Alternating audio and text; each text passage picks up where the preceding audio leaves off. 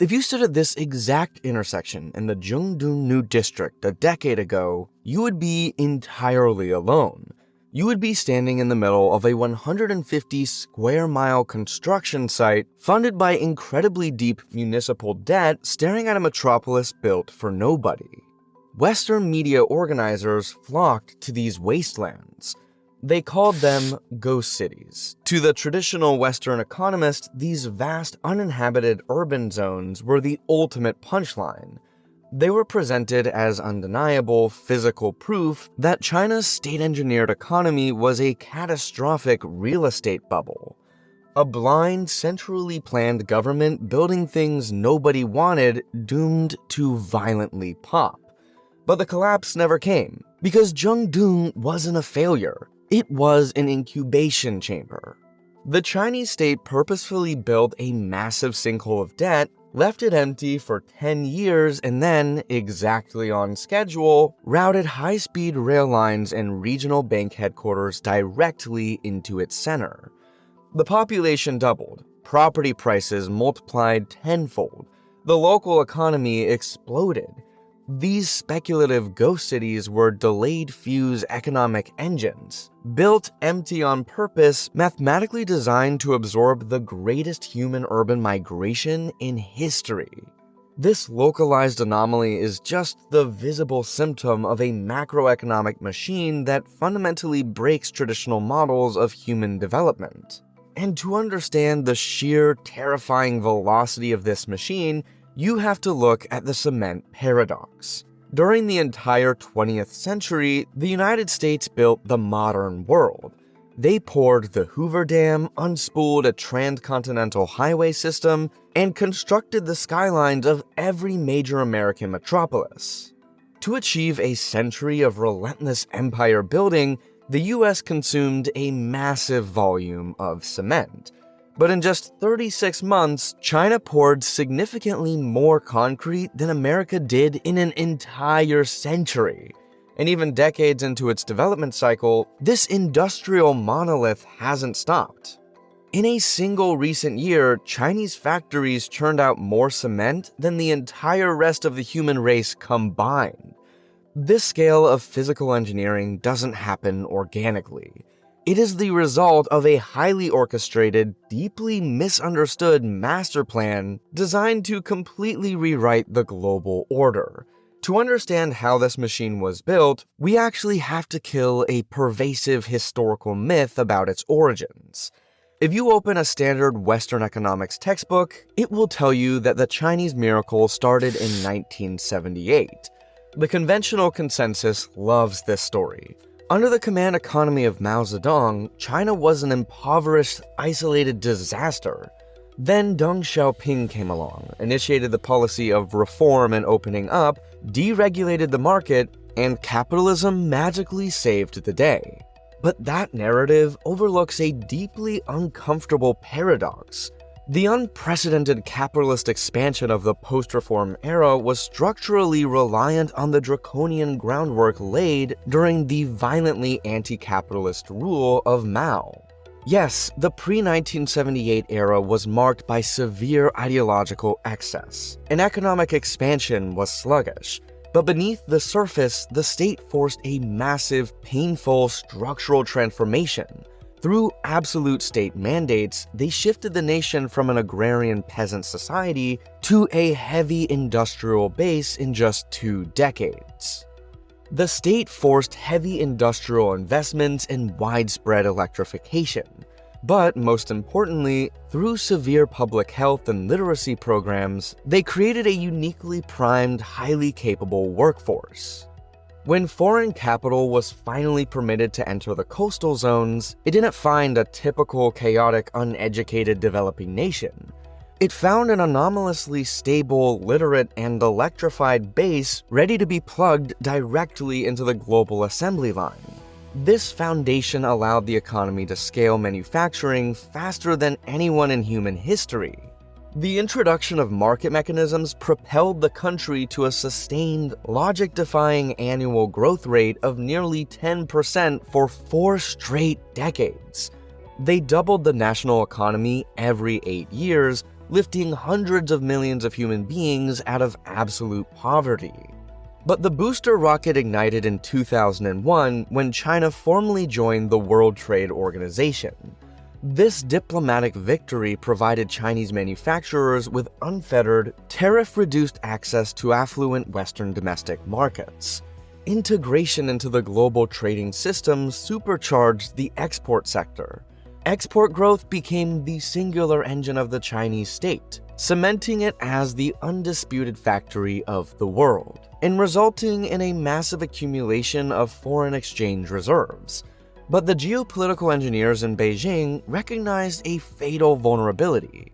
Relying solely on cheap labor and the buying habits of American consumers is a trap. You don't become a global superpower by assembling plastic toys. You become a superpower by owning the technology of the future. So, in 2012, China executed a stealthy but profound macroeconomic pivot. They intentionally initiated a phase of deindustrialization. Acknowledging that the era of hyperindustrialization was officially concluding, the administration mandated a scientific outlook on development. They embraced what they called the new normal, accepting a drastically slower, more sustainable economic expansion. To avoid the middle-income trap, Beijing aggressively redirected capital away from basic assembly lines and poured it into domestic consumption, artificial intelligence, and cutting-edge green technology. In Western democracies, macroeconomic planning rarely survives a 4-year election cycle. But China governs its empire through the 2 Centenary Goals, a master plan designed to align rigid economic milestones with the anniversaries of the ruling party. The first Centenary Goal was scheduled for 2021. The explicit objective? Completely eradicate absolute poverty within China's borders. Having achieved this, the state immediately locked onto the ultimate endgame. 2049, the 100th anniversary of the founding of the People's Republic. The objective for 2049 is absolute. China mandates that it must reach the frontier of global technology and science, effectively displacing Western hegemony and cementing its status as the preeminent global superpower. But setting a goal and achieving it are 2 different things. How does a government actually command a multi-trillion-dollar economy on a Tuesday without shattering it?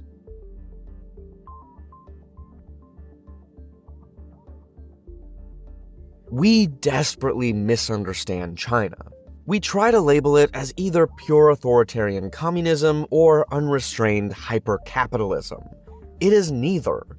The underlying engine is a highly orchestrated hybrid mechanic known as state capitalism.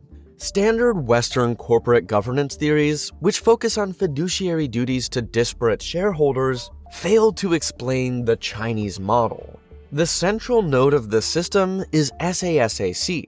Acting as the ultimate controlling shareholder, SASAC manages a sprawling portfolio of massive corporate groups, many of which rank among the Fortune Global 500.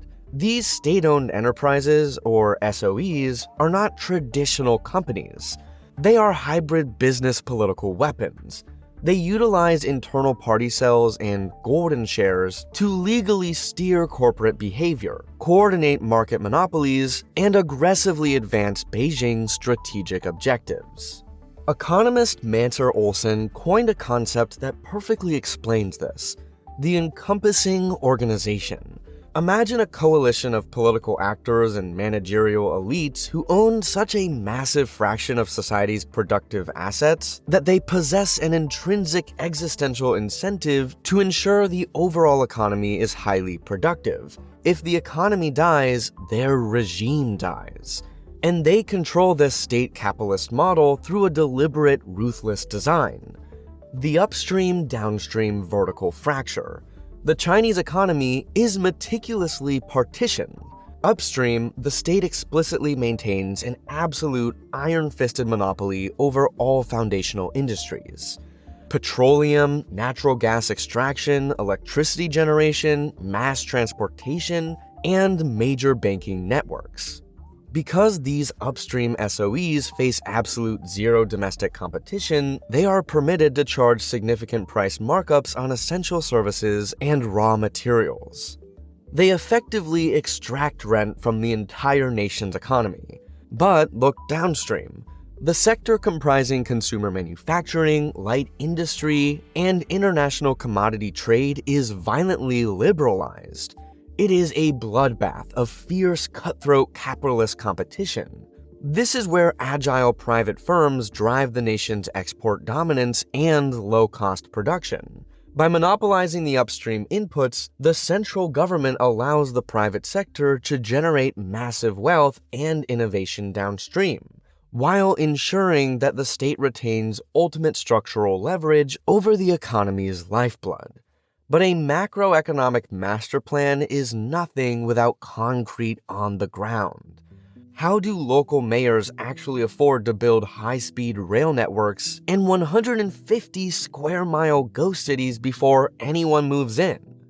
Through a shadow banking mechanic that is equal parts genius and terrifying. Meet the LGFV, the local government financing vehicle.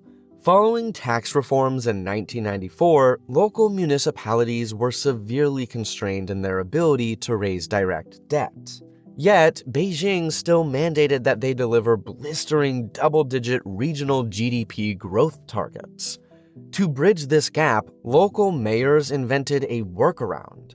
They established off-balance sheet corporate shell entities. The local government transfers the ownership of empty state-owned land to the LGFV. The LGFV then goes to a state-owned bank, uses that land as collateral, and issues massive volumes of corporate bonds. The generated capital is then deployed as massive cash outflows for the aggressive construction of non-revenue-generating public facilities. This loop powered the greatest urbanization boom in human history. By 2020, LGFVs held investments in approximately 3,400 firms. In one single year, to fuel China's pandemic recovery, local governments borrowed a record $580 billion. But this mechanic is highly unstable. These speculative projects do not generate enough revenue to pay back the high-yield debt. Today, local governments are drowning, forced to allocate their funds solely toward debt repayment rather than new projects. Infrastructure investment has sharply slowed. To prevent a catastrophic cascade of municipal defaults, Beijing is currently initiating a massive 10 trillion yuan bailout program, equivalent to 8% of the entire national GDP. They are desperately trying to swap these hidden, toxic, off-budget LGFV debts for lower-cost, explicitly guaranteed on-budget financing over the next several years. Simultaneously, they are forcing LGFVs to commercialize, stripping away their government subsidies. Because right now, China is attempting the most dangerous macroeconomic maneuver in its history. It's called dual circulation. China is effectively abandoning the export-led model that built the modern state. Following the 2008 global financial crisis and the subsequent deindustrialization pivot, the export mechanism collapsed. The average contribution of exports to GDP growth has plummeted to roughly 1 percentage point, and frequently falls into negative territory. To survive this structural shift, Beijing must rapidly pivot inward. They must rely on the sheer scale of their own domestic consumers. And on paper, they have the numbers. They successfully engineered a massive demographic shift. Watch this middle class explode over just 2 decades, transforming from a tiny fraction of the population into a dominant, overwhelming majority. They artificially generated the largest single unified consumer base on the planet. But here is the human reality of Chinese macroeconomics. This newly minted middle class is terrified. They are exhibiting a sharply declining propensity to consume. Plagued by deep structural anxieties regarding the stability of the real estate market and a vastly inadequate public healthcare system, Chinese citizens are fiercely hoarding their cash. The state is literally begging them to buy things. They are forced to enact desperate demand-side interventions, rolling out a 300 billion yuan stimulus scheme just to encourage people to trade in old appliances. But these artificial stimuli offer only moderate and short-lived impacts, because internally the wealth of the empire is deeply, brutally fractured. Macroeconomic indicators reveal an economy that has achieved unparalleled aggregate wealth, representing a massive 19% of total global GDP, while maintaining extreme internal stratification. China operates as a dual economy. If you live in a coastal megacity like Beijing or Shanghai, you are operating inside a highly advanced post-industrial hub on par with the wealthiest nations on Earth, matching the GDP per capita of Japan or Bahrain. But if you travel to the vast interior provinces like Heilongjiang or Gansu, you are thrust decades back in time, living in an economy comparable to Botswana or Moldova. The internal engine is sputtering. The domestic consumer refuses to spend. So, what does a state with incredible economic mass do when it can't grow inward? It explodes outward.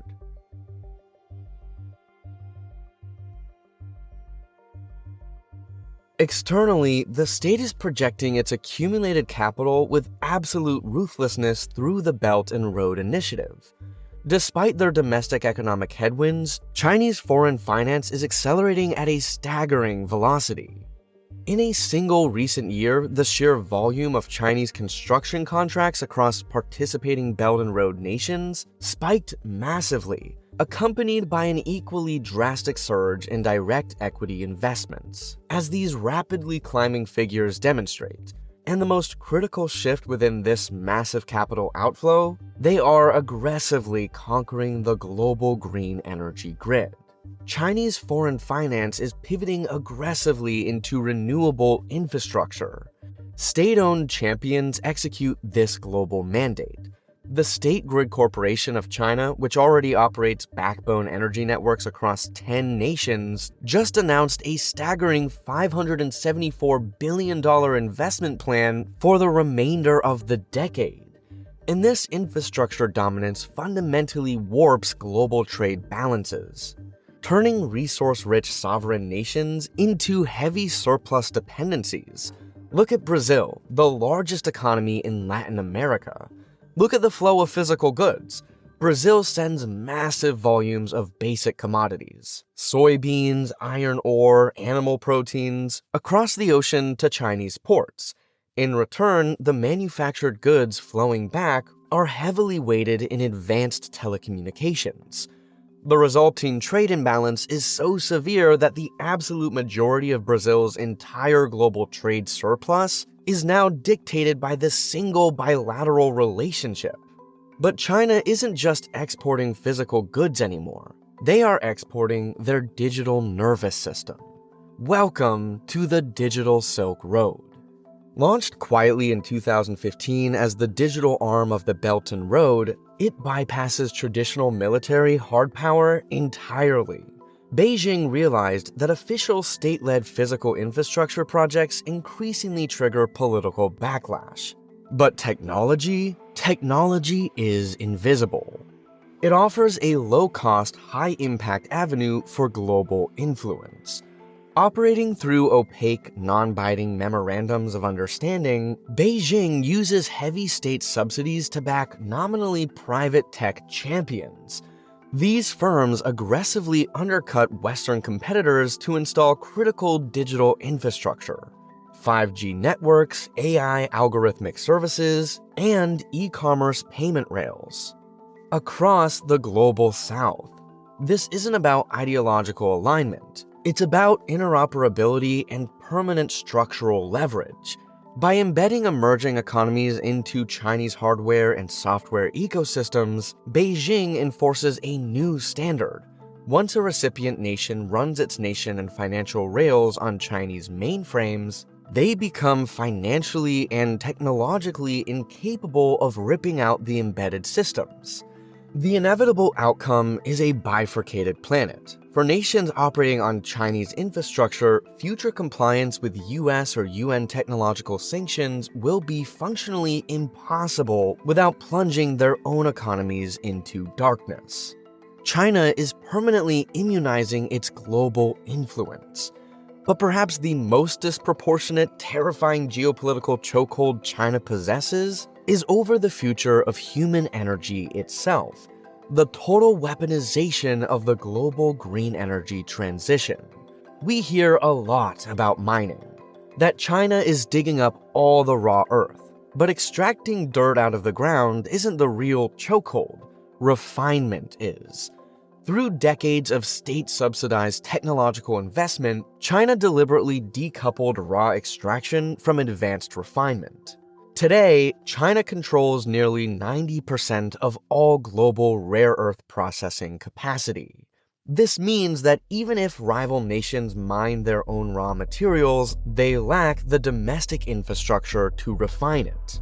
They are structurally forced to put that ore on a ship, send it to a Chinese facility, and ask Beijing to convert it into the advanced magnets required for electric vehicles, wind turbines, and military defense systems. Look at the flow of these highly processed, strategic elements outward to critically dependent nations like Japan and the US. Beijing extracts immense direct financial value from this trade, while effectively holding the advanced manufacturing and defense bases of those foreign nations hostage. Because Beijing views these materials as strategic assets rather than mere commodities, any future diplomatic conflict can be asymmetricized instantly. By monopolizing the middle of the hourglass, China has effectively hardwired itself into the legislative mandates of Western governments. As the West mandates rapid transitions to green energy, they are structurally forced to subsidize the Chinese state apparatus. And in April 2025, Beijing proved it. With a single bureaucratic adjustment to export quotas on highly strategic elements like dysprosium and gadolinium, China demonstrated it can instantly paralyze Western automotive, defense, and green energy supply chains. But remember the two Centenary Goals? The ticking clock? The machine is running out of time.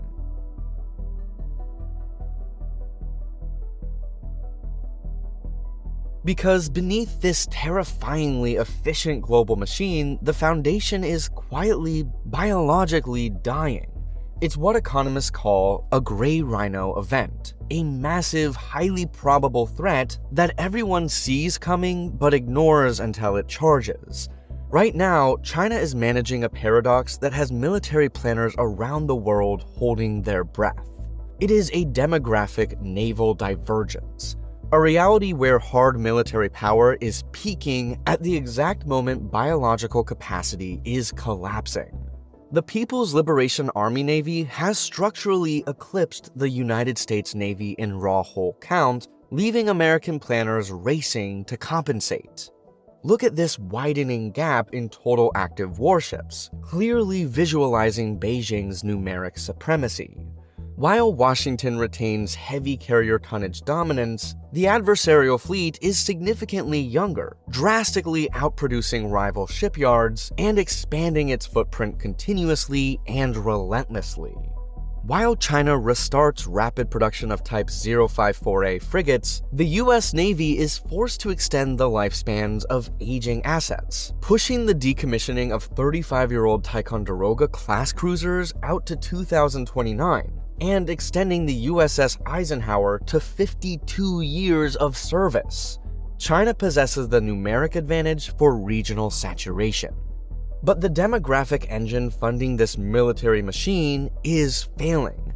Decades of restrictive fertility policies have triggered a terminal demographic implosion. By 2024, China's total fertility rate crashed to 1.01 births per woman. significantly below the replacement rate and far lower than the United States. After reaching its absolute historical peak at the start of the decade, the nation's total population has suffered consecutive years of unprecedented, accelerating decline. Watch this demographic curve completely invert on screen, shedding millions of citizens year over year, while the National Birth Registry plunges to figures representing less than half the volume recorded just a single decade prior. The state is so desperate they are resorting to extreme bureaucratic panic. The National Health Commission actually implemented a national epidural mandate, desperately trying to artificially stimulate birth rates by reducing the physical pain of labor. But you cannot legislate biology. Projections indicate the total population will shrink by over 100 million people by 2050, with worst-case modeling forecasting a catastrophic drop to 633 million by 2100. The immediate economic threat is the rapid, unprecedented contraction of the labor force. The median age in China reached 41.1 years, officially older than the United States. China is aging at a velocity never before seen in human history, and they are doing it without the safety net of high per capita wealth. By 2050, China is projected to lose a staggering 239 million working-age adults. That is a 24% contraction of their labor force. They will lose nearly 60 million citizens in the next decade alone, equivalent to the entire population of France. The worker-to-retiree ratio will drop to fewer than 2 active workers supporting every citizen over 65, placing extreme strain on state pension obligations. The central government is already bleeding. They are currently deploying record fiscal subsidies, 2.9 trillion yuan or 10.1% of general budget spending, just to cover massive shortfalls in social security funds. And this creates a rapidly closing geopolitical window. The aggressive expansion of the Chinese Navy to 370 ships, the $128 billion in global Belt and Road construction contracts, these are all financed by the tax revenues of a labor force that is peaking right now. But as 239 million workers vanish from the economy, the state's financial obligations will violently invert. The capital currently used to fund global technological dominance and power projection will inevitably be cannibalized. It will have to be redirected to manage a domestic eldercare and pension crisis. If current demographic trends hold, this closing window creates a high-risk geopolitical acceleration phase. Beijing is highly incentivized to achieve its core territorial and strategic objectives, including maritime dominance in the Pacific, within the next 2 decades, before its shrinking workforce permanently depletes the economic surplus required to project power. The clock is ticking.